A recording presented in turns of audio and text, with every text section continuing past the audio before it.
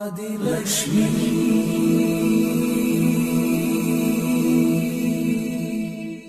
Shri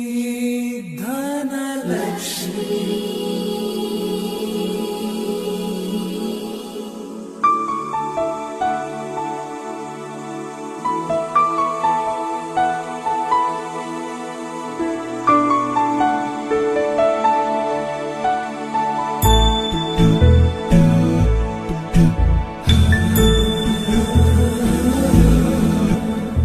सुमनसवन्दित सुन्दरि माधवि चन्द्र सहोदरि हेममयि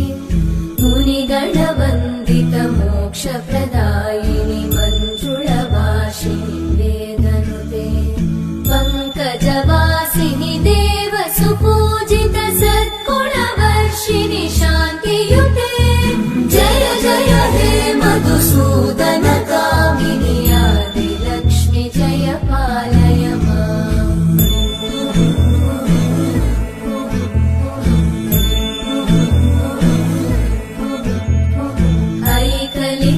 कल्मषनाशिनि कामिनि वैदिकरूपिणि वेदमये क्षीरसमुद्भव